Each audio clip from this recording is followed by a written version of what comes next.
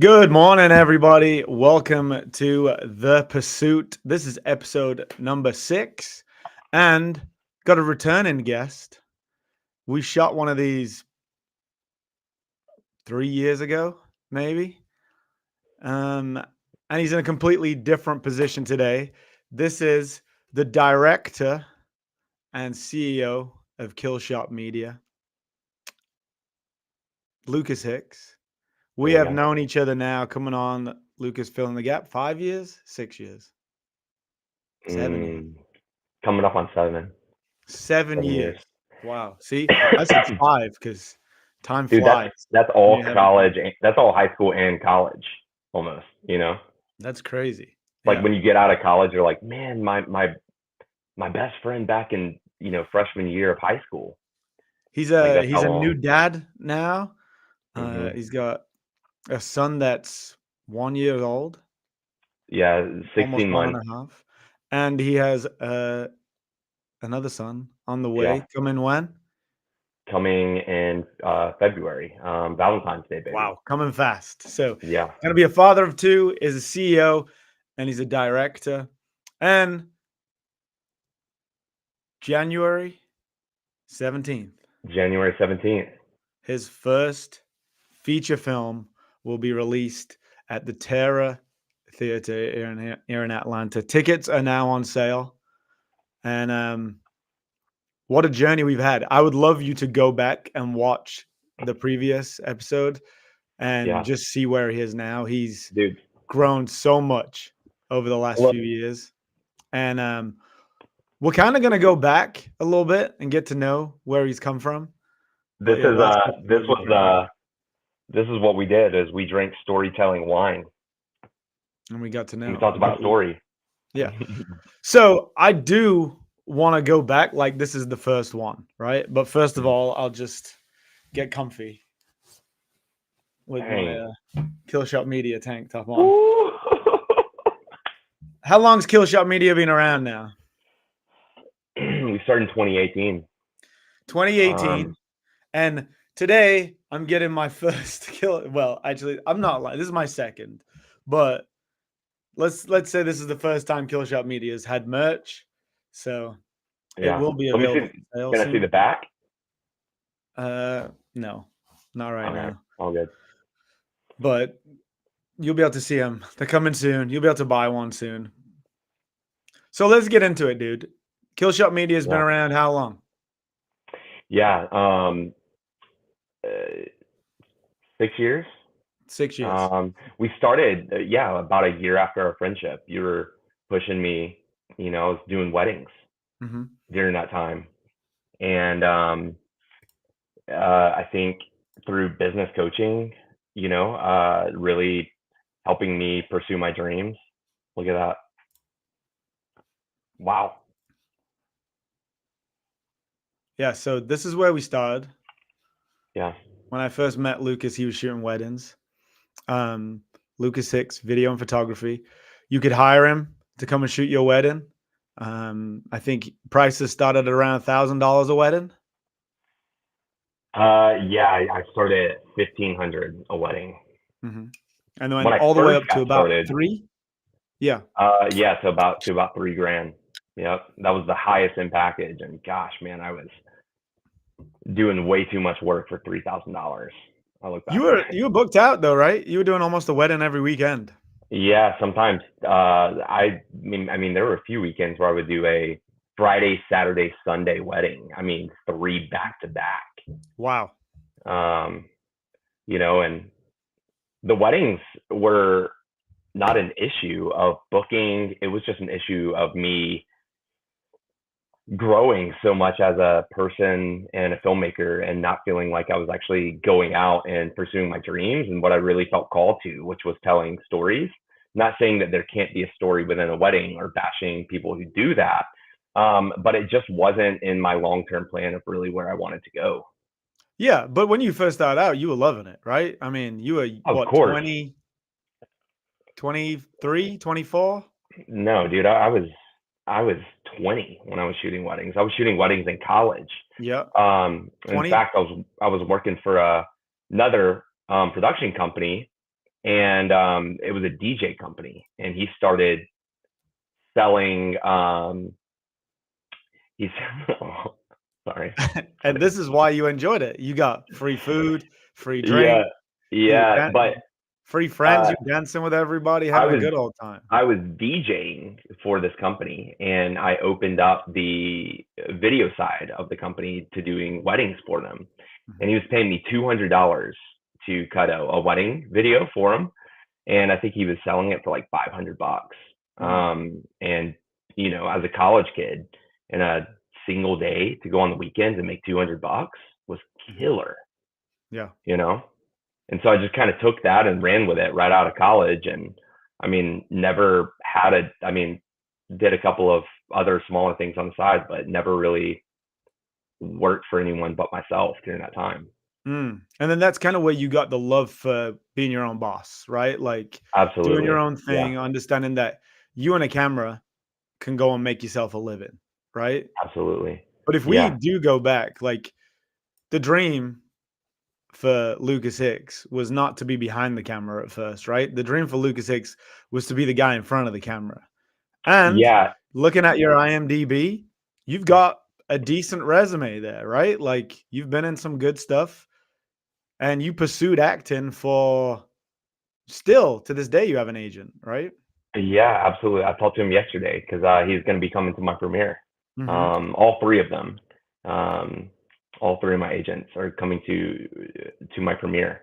But yeah, it's kind of wild. I mean, my journey and everything that I did, I didn't realize was actually like helping me into where I'm at now.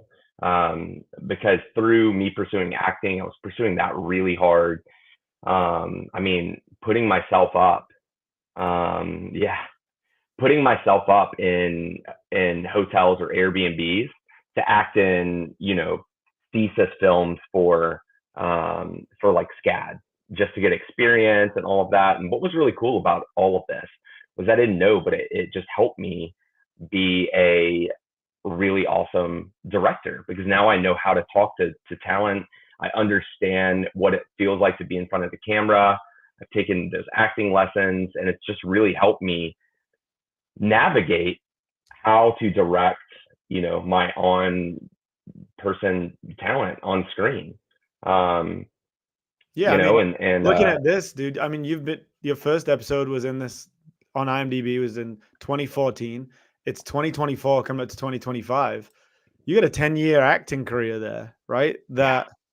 That, you were chasing that for a long time, and then as you get to more recent, you've had some big things, Ozarks, Miss Pat Show. Mhm.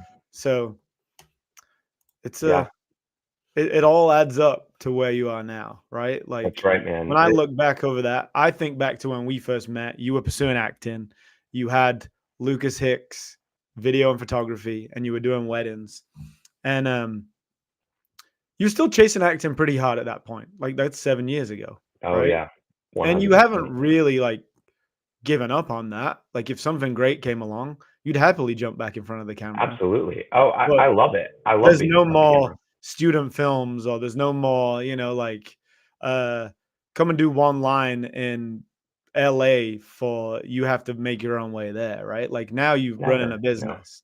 And I still that's right. remember we sat down in the coffee shop. We'd only known each other a couple of weeks, and, we had the conversation where it was, "Hey, like, you're doing this for weddings. You're really good at it.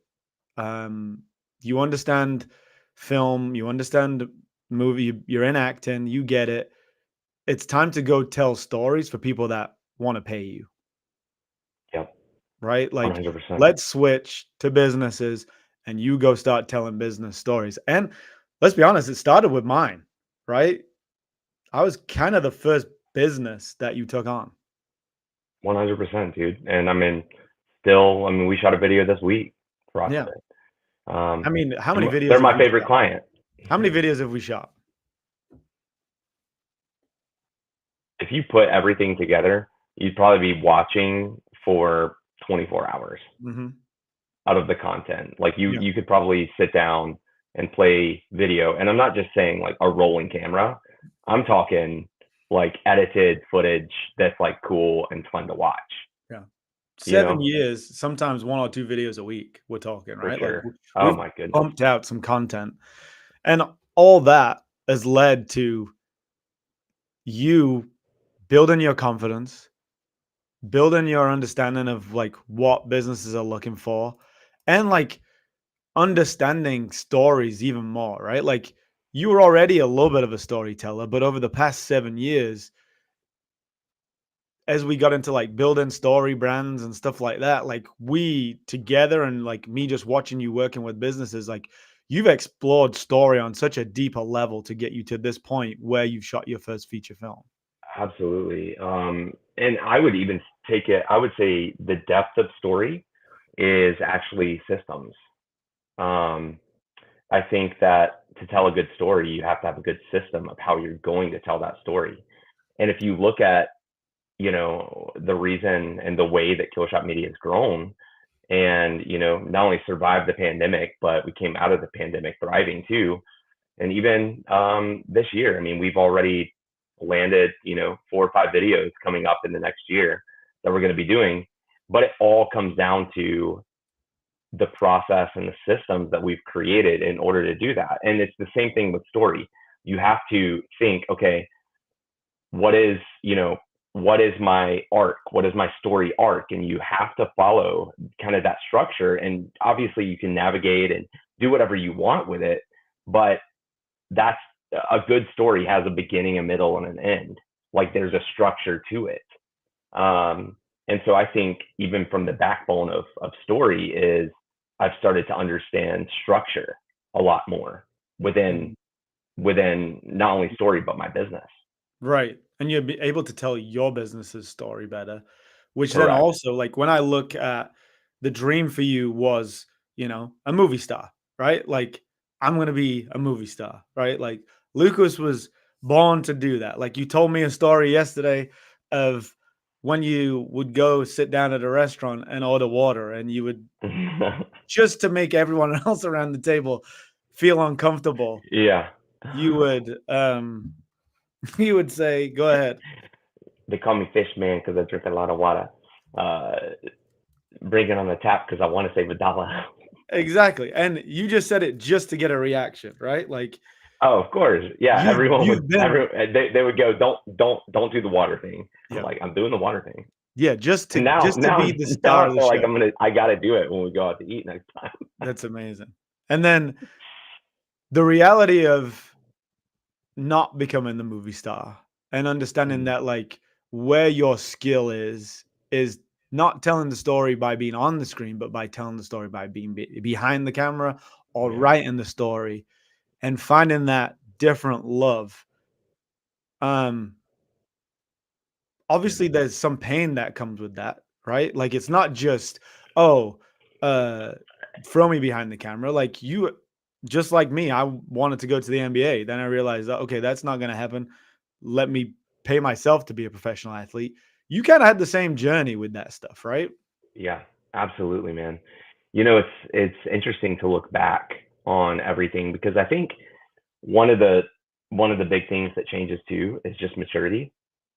I mean, it sounds kind of wild, but the older that you get, you start to settle in of what your true goals in life are. When you're young, it's hard to tell what those things are because you know being the life of the party or really wanting to like make this impression. I want to make sure that everyone knows who I am, that they see this and everything. And as you get older, you kind of start to, I guess, get a little bit more mature and see that the world doesn't revolve around you, and so it doesn't really matter if you have all of these accolades. It's like my goals in life now is, I really want to honor God. I want to stay connected to the Lord. I want to love my wife and my sons, and then I want to make movies. Mm, Um, and at the end of the day, if you look at those things, it's not as centric upon me. But yeah. when you're young, you think, oh man, I want everyone to look at me and go, dude, Lucas was in this TV show. He's in this movie. And when you kind of take a step back from that, you go, I don't know if like as much as I do love acting and being in front of the camera and all of this, am I actually doing it because it's genuinely my passion? Or, like, is this actually kind of maybe fueled by a little bit of immaturity and not exactly me coming to terms with what I truly want out of life? Yeah, that's good. I think what I see is, like you said, I wanted all these things as an athlete because I wanted external validation, right? Like Hmm. you wanted all them things as an actor, as a movie star, whatever it is to get that external validation that like you are who you say you are, right? And it's all external and it's all extrinsic and it's all extrinsic motivation even. But then when you look at where your real talent lies and where your real passion is, my passion was for training hard, working hard, and then helping other people be successful. So if I break it down into them three core skills of what makes me who I am, it's obviously I'm a coach. That's who I am. Right? Like I wasn't meant to be the player. I wasn't meant to be the star athlete. Like, and that's somebody else's decision, right? That's right. Like for you, like you're probably a really good actor. You worked really hard. You learned every position on set and got a good understanding of how this thing's being made. Some people will just show up and act, right? And why Right. they're so good is because that's all they do. Whereas I would go to games and I'd watch the coach, I'd watch the referees, like I'd try and understand everything about the game, not just come in relaxed, late, throw my shoes on, and shoot as many and just hope one goes in. Like when I see the guys that were great at basketball, they were so relaxed about everything else. The only thing that mattered was showing up and just being great. The great Right. actors, the only thing they do is show up and be like, I'm the man, I'm going to act. But Right. your skill set didn't lie in that. It lied in being hardworking, understanding, and wanting to know how the story is. You took on almost too much, but that's then what allows you to take them skills behind the camera, right? It kind of hit me. Um, it kind of hit me hard when um, this is kind of a crazy story that happened to me, but um, I actually pitched for a job as my film company. Mhm. I didn't get it. Um, about a month later, I got an audition that came through for me to act in the commercial that I was pitching for, Mm. and I was like, "This is not." I sat there and was thinking to myself, it you know before any of this, obviously I would never even have the opportunity to film this commercial because I wasn't in that place, but it really solidified kind of where I'm at in life right now, which is I'm sitting there and I almost felt insulted that I was getting an audition to Yeah. make the commercial that I was qualified to make. I should be And it shooting. was just yeah, it was just really weird. It was like, And let's talk about like how much if you don't mind, like you don't have to put numbers on it, but give me like what you would have been paid to shoot it and then like oh, say I mean, like the project was 10 over. times It was an what were what over 100K and what commercial. would you have been paid to act in it? I think it was either it was like it was a full buyout, probably $400 to $500. So I mean, we're looking at let's add a couple of zeros on that. That's what I would rather be taking home to make this, Mhm. not or at least my company, but not Yeah. not But that's the difference, right? Like, that's the growth that you've had over the last few years, just there in numbers. Like, if you write them mhm. numbers down, the $400-500 to go and act for a day, or the $100,000 to shoot the commercial, right? Like, that is the level of growth that only comes from you accepting the reality that's hard to accept that we see. Like, I still see 38, 39-year-old rookies trying to play basketball professionally, right? Struggling to survive, working jobs that they hate, to try and get that shot at being a professional athlete, right? For Yeah. you, you see it like you go on set, you see extras that have been doing it 20 years just thinking their shot's going to come. But That's right. what makes watching your growth so great is you've accepted, like, I don't need someone else to give me a shot. I'm going to build this. I know that I work hard. I know that I'm good at this. I know Mhm. that I've got it in me. So I'm going to build this thing. And So you taking that internal and intrinsic drive that you always had, but just not waiting for your shot. that's right. That's exactly right. And I've said this before, and it's kind of, there's kind of two paths that you can go, right? Um, Number one, right? Like I could have got into film, right? Worked as an AD, um, made a good name for myself, done really well, worked under some other directors, and finally, like, got maybe an opportunity that someone else is giving me to direct something, right? Mhm. Um, or what you can do is not wait for that opportunity, not let it be in someone else's hands, and you can create those opportunities for yourself. Um, Now, with that, there's going to be the hills and valleys, and it's going to be really tough. And you have to. It's not for everyone, right? Like not all aces are spades. Mhm. Um, it's not for everyone. I would actually suggest if you don't, either you have it because you've always been this way. You can't conjure up that skill set of saying, I'm going to make something happen for myself. Um, I mean, I'm up, I start work at 8 a.m. Well, Um, how do you but think you knew that you like what evidence did you have that you could grow Killshot Media? Like you already had some evidence, yeah, right? yeah, that's right. Yeah, it's again, yeah, it's creating the ladder or climbing it.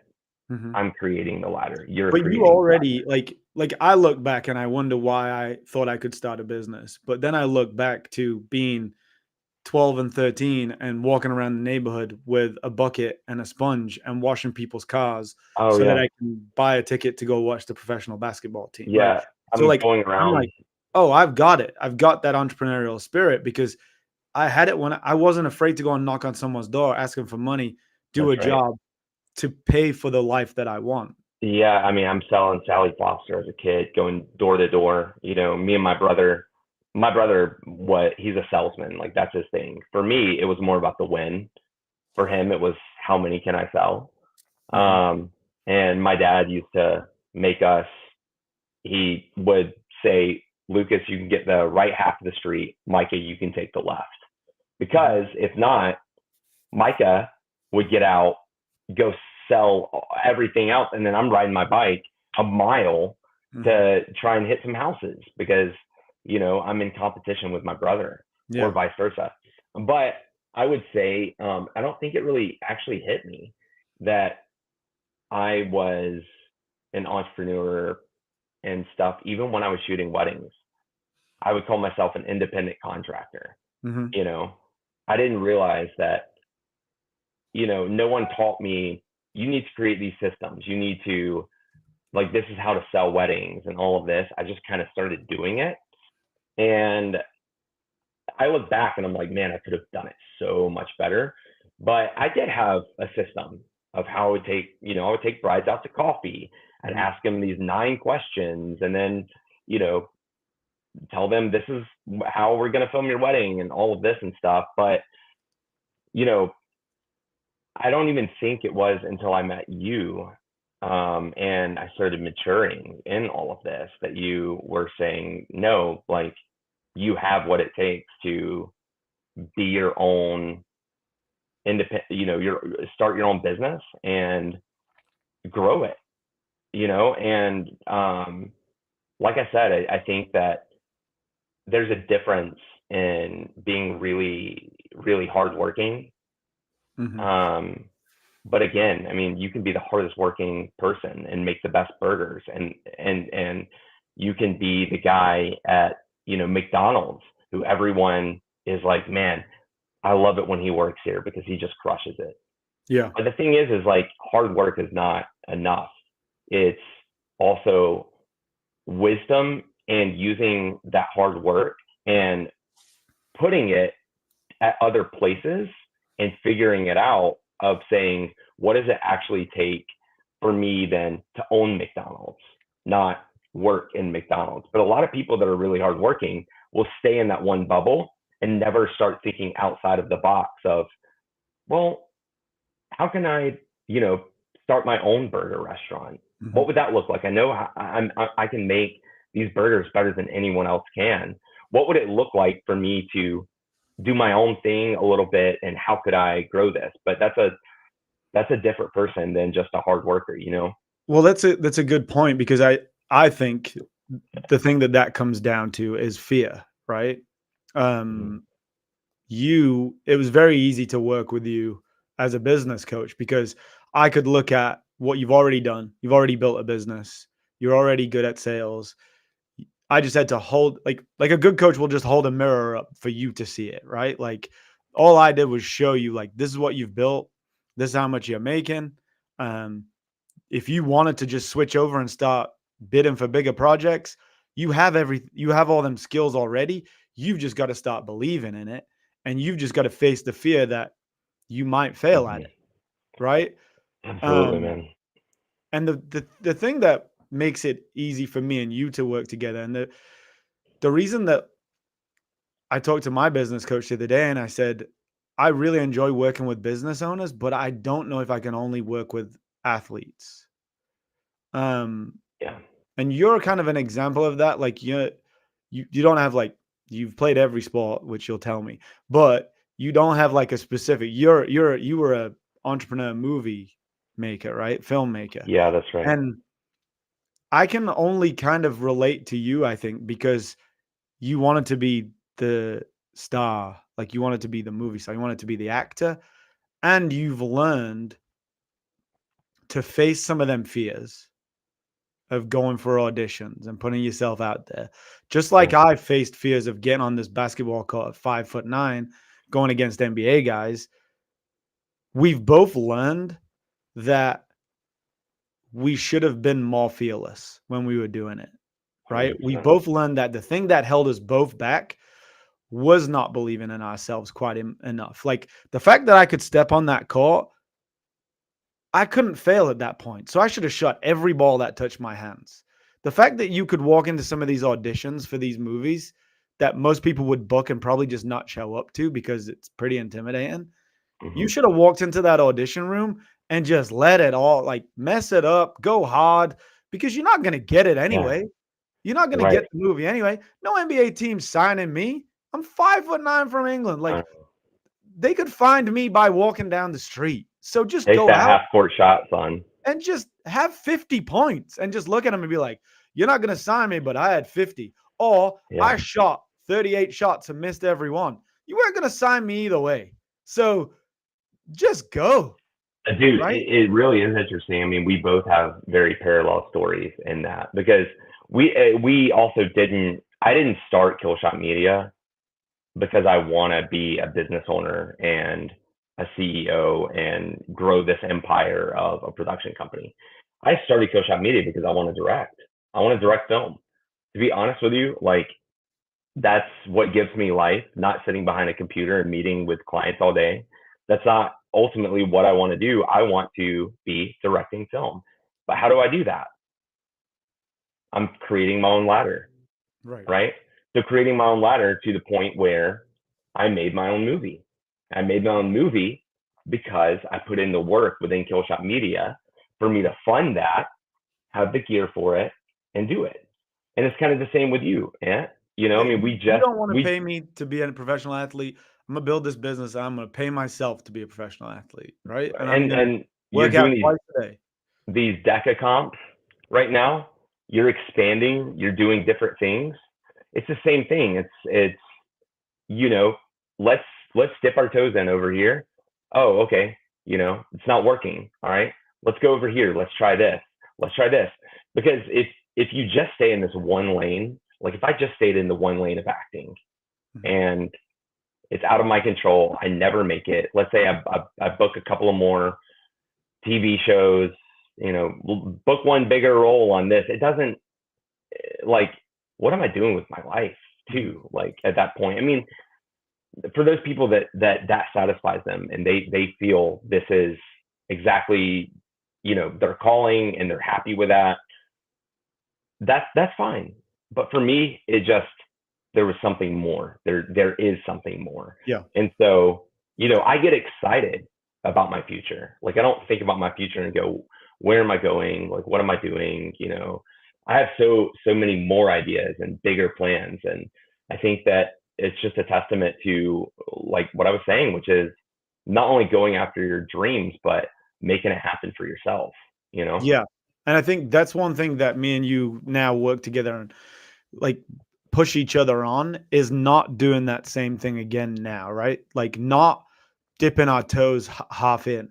So Yeah. not saying like I'm going to make the same mistake I made with basketball. You're not going to make the same mistake you made with acting, right? Like with Killshot Media and with you making a feature film, you're going all in because Oh, of the course. only regret you have from acting, just like the only regret I have from basketball, is not shooting every ball, not Yeah. shooting every shot. Every shot you had to make a movie, they should have remembered you when you walked out. But all they remembered was that kid was a little nervous.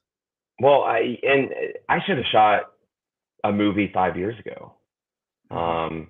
I should have shot a movie 5 years. Well, I mean, granted, I did make shorts that were all me doing that and stuff, but No, I that's should have good. just, That's good I though, should have just went all because out and been like, let me just make a terrible movie. But yeah, I was so consumed with it being perfect and all of this and stuff that even with Chasing June, this new film, I look at it and there's so many different things I wish I could have done and mistakes I made on the film. There are things I wish I could have made better, but it doesn't matter. Those were all lessons to teach me for the next one. And I want to go bigger on the next one, yeah. and I But think let's jump back to Killshot Media though, because that's I think that's important. What you just said was like you should have made something earlier. Like you have been making that stuff, right? Like yeah, that is what you have been doing by not letting fear stop you, by not just like you were in such a comfort zone with the weddings, like to close down a business where you're making like 9 grand a weekend sometimes to take a chance and go back and film some of my stuff for free and start working with other businesses for free to do that and to have that yeah, little fear is the story of Killshot Media. Like when I look at it now and I look at, you know, Killshot Media, cinematic storytelling, it's corporate video production, commercials, kind of music videos, film. Um, yeah. and then like the best thing that I look at, like I don't care about your website except from when I stop here, right? Hmm. Like if you let fear stop you and comfort stop you and not knowing that like no I want to be a director and I want to build my own ladder, which is a great way that you put it.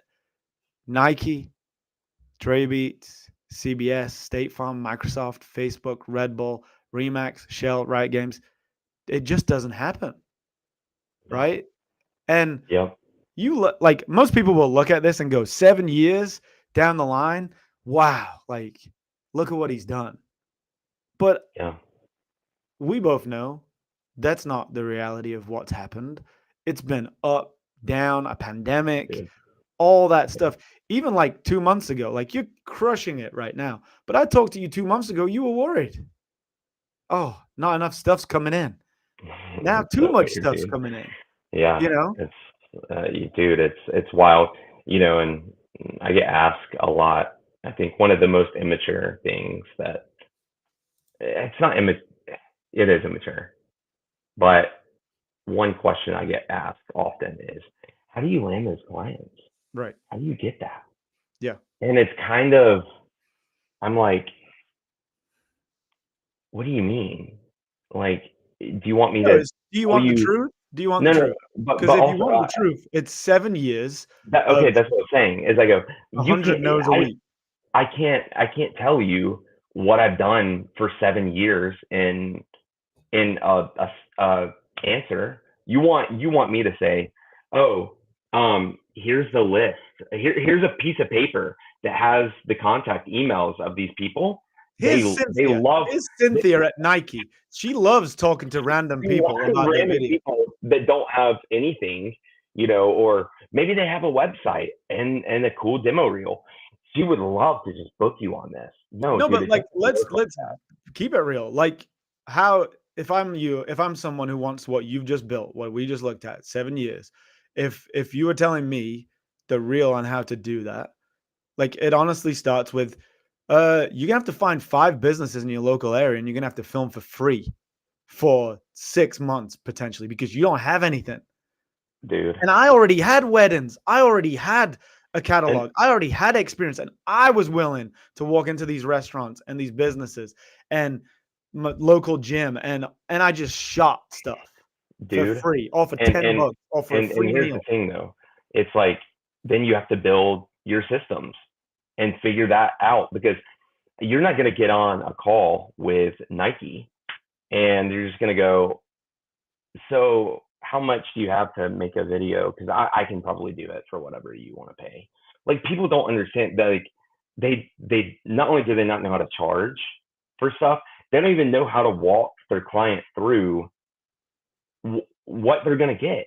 Like Yeah, they just but give me start from there. Start from the 7 years ago. Like what it does take. Like give me the exact understanding. dude, Like literally exactly what you said. It's starting from ground zero, and it's a video for a review, right? Give me a 5-star review, and I'll shoot you a $10,000 video for free. yes, yes, it really is, man. I mean, you're not just gonna start landing, you know, 20, 30, 40, $50,000 videos just by having a website and showing some cool videos. It really is you figuring out how to work with clients, how to navigate. And clients want you to be in control. They're calling you because they have a problem that they want it solved. You don't look at them and say, well, how do you want it solved? And then I can probably do it. They just call you and they go, I need a video. I had a meeting yesterday. They were really indecisive in how many deliverables do they want and how long is the video. They're like, we don't know. I go, no problem, let me hear more of your vision and I'm going to build you some packages based around that vision that you're describing, and then I give them the answer. Mhm. I'm not looking at them. They're not sitting there going, clients will be like, oh, we want a 5-minute highlight video. And I go, okay, well, listen, I can do that for sure. But why do you need it 5 minutes? Most people don't even ask that question. I go, let's figure out the goals and what you really want your audience. If it's B2B, B2C, who is your target audience? What are you trying to convey to them? And let's work backwards instead of just saying, you know, like what's the end goal, and then we have to work backwards to find that. But again, But in that is like you said, it's 7 years of it's messing 7 years that of up, figuring that out. of It's messing that up, it's of losing yes, projects, of bidding on losing things and projects, people saying no. never sending out proposals, and just Let's giving say them in a price. 7 And years let's say in 7 years, right, you've had, let's say, a project a month, so let's say 120 yeses, right? How many no's have you had in that same time? dude, And not even no's, no response. ghost, yeah, no responses. Yeah, I mean that's a huge thing too, which I've actually implemented last year. How to navigate that. We don't do no responses anymore. Not Mhm. with clients. Nope. There's a follow up call that is put on the calendar at the end of our discovery call. Give me a number. Dude, I would 120 say 120 I would yeses. say I would say 15 to 20% yeses out of every no. So So if I pitch for 5 videos, maybe I'll land one, depending on the season. That's why I'm pitching videos let's say you at know. best 15%. We'll even bring it down to like 10 to 12%. So 120, so like 1,200 no's for every 120 yeses. Yeah. I mean, you should, for every client that I pitch to, they have their own folder. They have like all the notes, the proposals, Mm-hmm. contracts, everything I've done for them.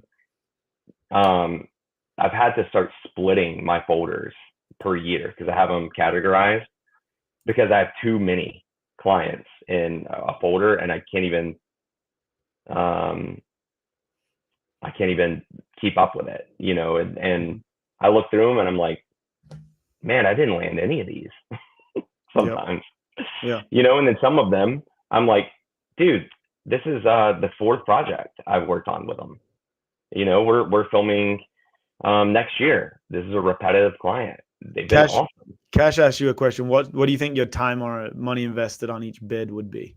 Yeah. So it takes me around a full work day to, and it depends on the project, but takes me around a full work day, not only to do the discovery call, but then to really think through, how best to approach this project, because I can't put a number out there to a client without understanding the scope of work.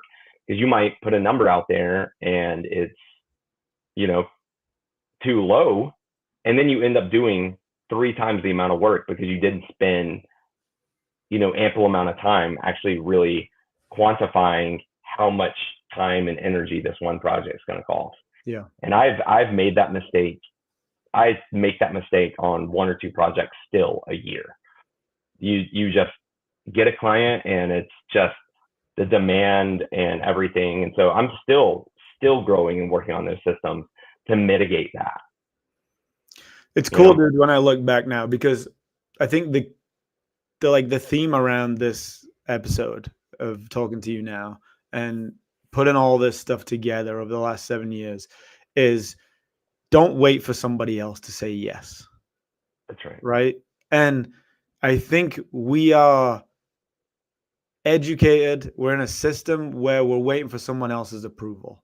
Right. Social media is all other people's approval. Like, do I put this video out? Do I post this podcast? Do I do this?